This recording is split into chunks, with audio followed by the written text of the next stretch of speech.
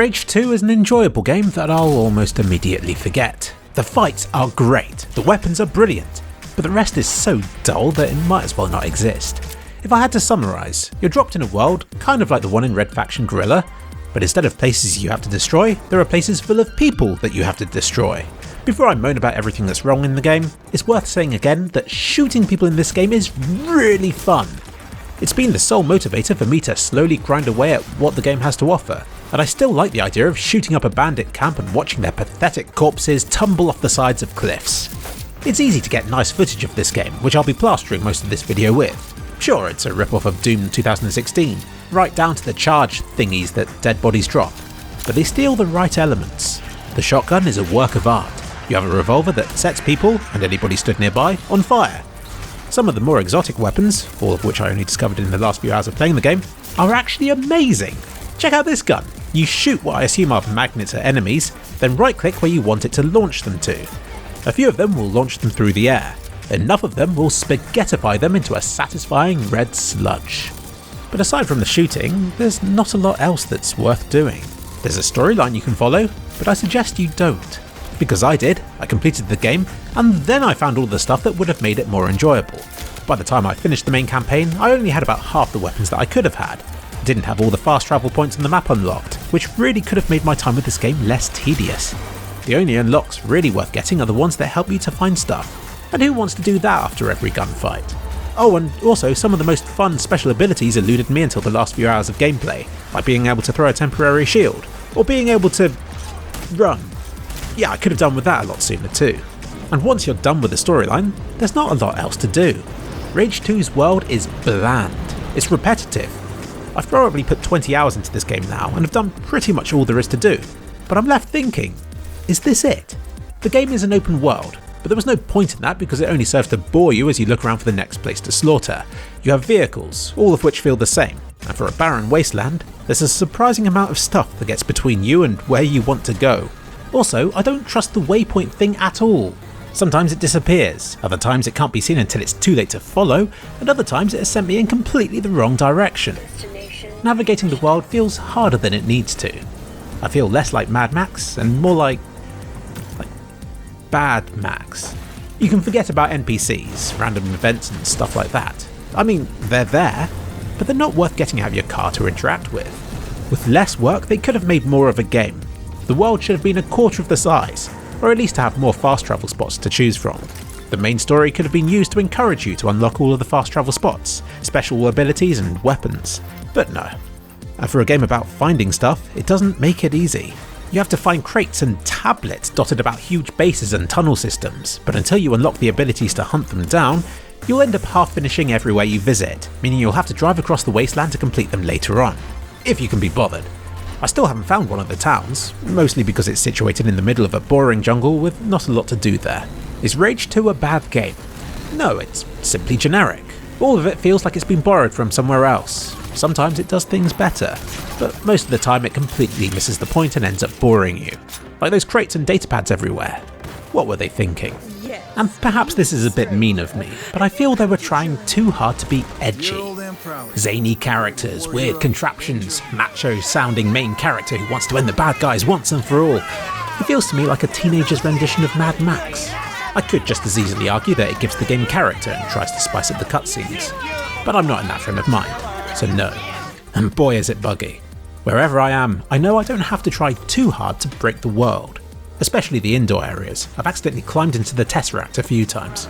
Or I've bugged out and have been flung across or through the map. Or I've respawned inside a base while still in my car. The end boss crashed multiple times too. I very nearly didn't finish the campaign. Occasionally, I don't know why I die. Sometimes, props have a party. It's aggressively optimised. A lot of the world is destructible, but some is not. Sometimes it... Wait a second, this isn't Rage 2. Oh yeah, and this has to be my favourite bug so far.